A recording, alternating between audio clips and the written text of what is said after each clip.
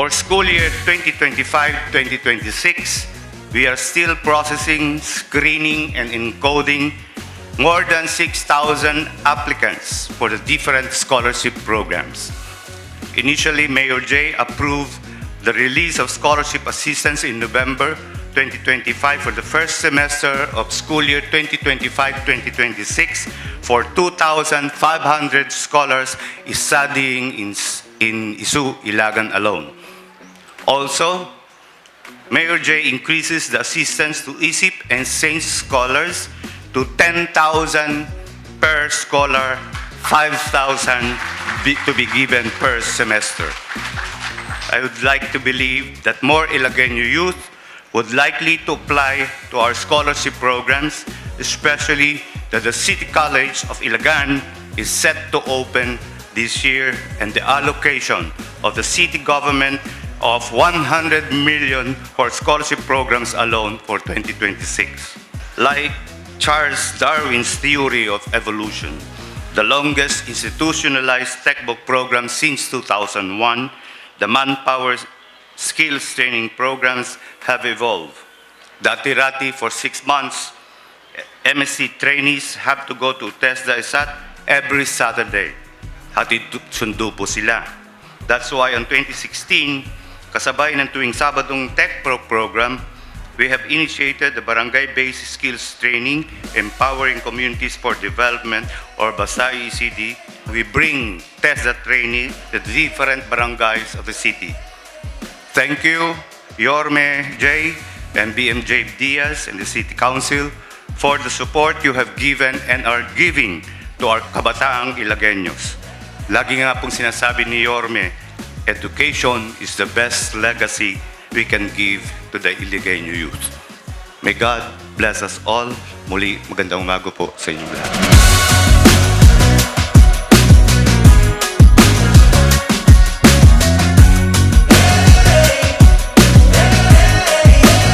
Here's a man who leads our city with integrity, vision, and commitment to progress.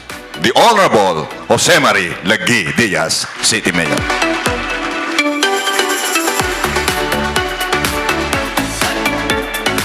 Thank you so much, June, for those generous words of introduction. Please be seated. Before I proceed any further, may I acknowledge with all sincerity the presence of the members of the Honorable Council headed by the Honorable Vice Mayor J. Ibson Diaz. We have Honorable Manaligod, Honorable Tabangkura, Honorable Harold Olalia, Honorable Mata, ABC President Cerevilla, Honorable Gaylor Malunay, Honorable Joji Pagcao Borromeo, former Mayor Muds Diaz, Honorable Dr. Bringas, our number one councilor, Councilor Villanueva, and of course, Councilor Albano. Department heads, men in uniform. By the way, I had a meeting with the men in uniform sometime last week. I think that was Thursday. And it has something in correlation with our host this morning that I encourage the members of the men in uniform, mga PNP po natin, if they are contemplating to enroll in the College of Law, i-scholar rin po namin kayo rito sa City of Ilagan. Yun ang nabanggit ko kay Colonel Raposas. Diba, Colonel? My LGU family, yun, nakita ko yung ating isa sa mga consultant natin na mag-i-spearhead ng City College natin. Walang iba si Dr. Balyoga. And we are trying to have some consortium po. We are trying to study some consortium with other established universities because we are on the verge of preparing our City College this August. So, pinag-aaralan rin natin para sa ganun pagsiset up po natin. And then we are also intending or contemplating to add in our curriculum or in our program yung MOODS. Di ba sa Amerika meron tayong tinatawag na LPN nun? Yung dito wala kasi yun. Meron na ba rito? Yung license sa practical nursing na parang counterpart siya ng ladderized na nursing. Kung noon meron tayong ladderized na education, sa atin we will be introducing yung ladderized nursing na 2 years or 3 years muna para sa practical nursing. Yung mga medyo those who are really wallowing in the quagmire of poverty, kasi ang city government, scholars natin, mga tuition fee, mga financial, pero yung ibang mga expenditures kung hindi kaya ng mga magulang, then pwede mag-take muna sila ng LPN, practical nursing, 2 years or 3 years, and then pwede na rin silang ma-hire sa iba't ibang hospital. And then dito sa program natin, sa City College, bibigyan natin ng priority, of course, our products, if just in case, para sa kanilang trabaho po or employment. Palakpakan natin ang ating Dr. Balyoga. Very brilliant ito eh. Of course, Dong Laura, our administrator and the only general in the city, one of my alter egos, walang iba kundi si Ricky Laggi. Friends, ladies and gentlemen, magandang sumusulong na umaga sa ating lahat. Tama yung sabi ni Paul kanina, ang ating sponsoring department kayo, napakaganda ng kanyang implementation ng mga programs natin, lalong-lalo na when it comes to our special programs, especially yung sa education natin.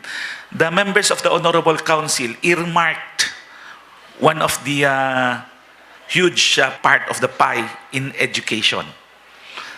Kasi naniniwala tayo, tama yung sinabi niya, na it is only in education where we can open that floodgate of wisdom.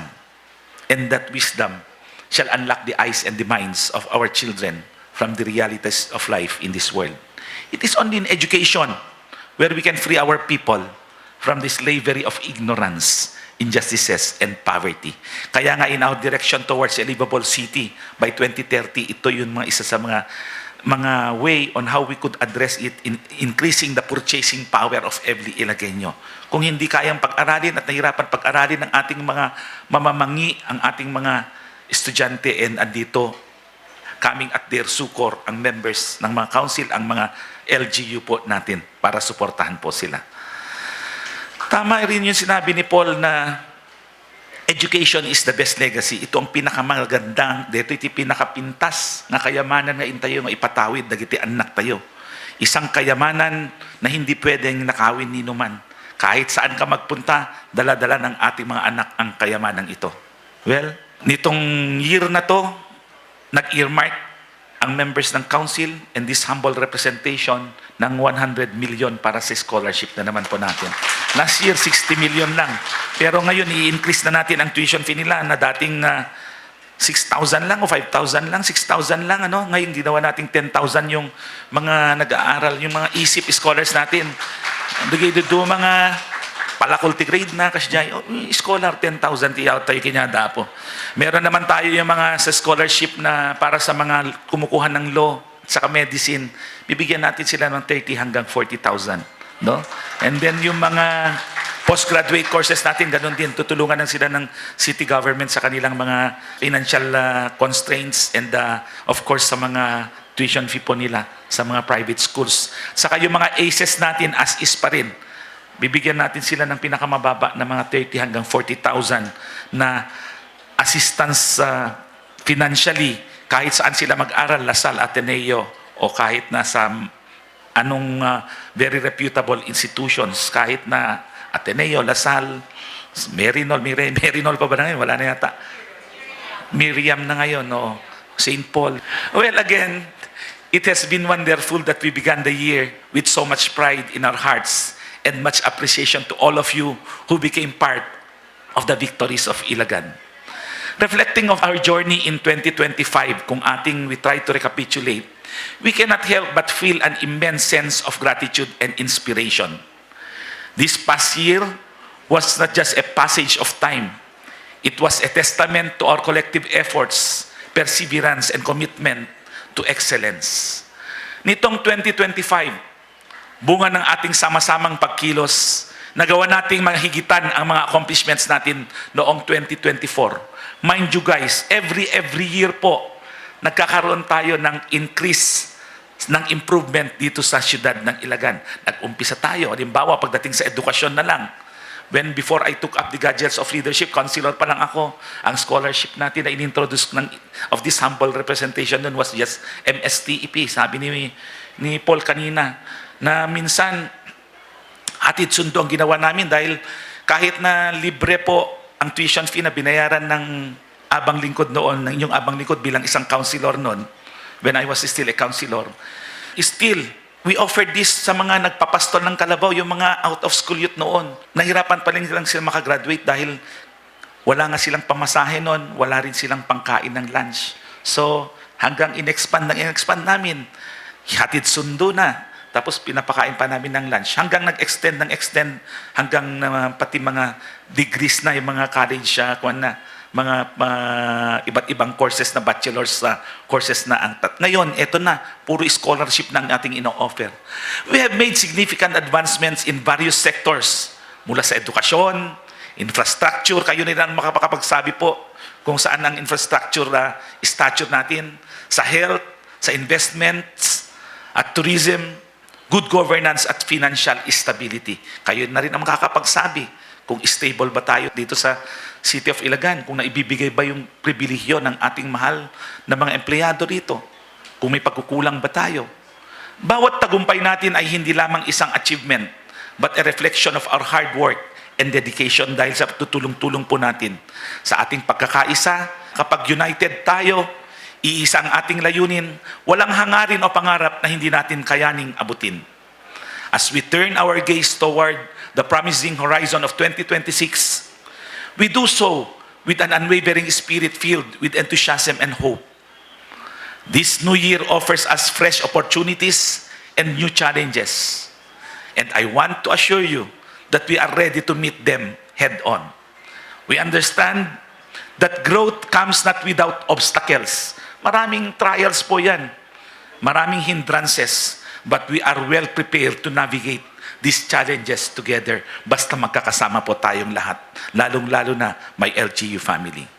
Itinaas po natin ang bar of excellence ng ating paglilingkod nitong 2025.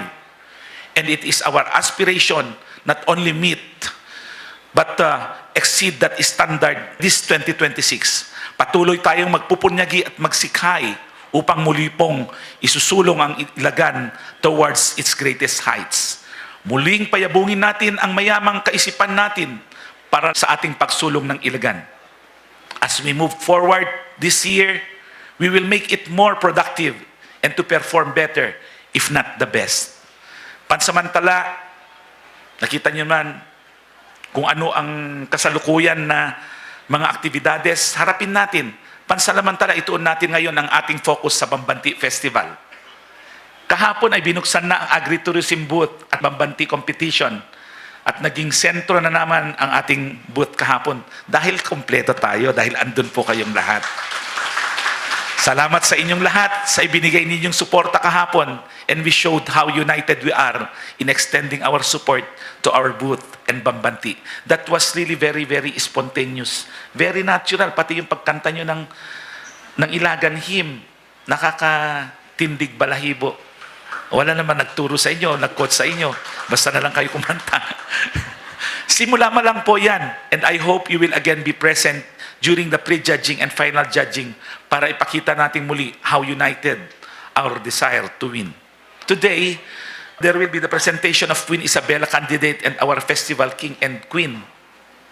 Magkita-kita po tayo sa Capital Arena mamayang hapon para ipakita muli natin ang ating suporta para sa ating mga candidates. And until the final competitions, I hope na magkakasama po tayo. Ganyan ang malasakit ng bawat ilagay nyo. Pag napapalaban ng isang ilagay nyo, ipakita natin ang ating suporta.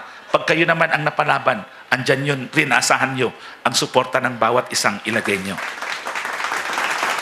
We must continue to innovate, collaborate, and push each other towards greater heights.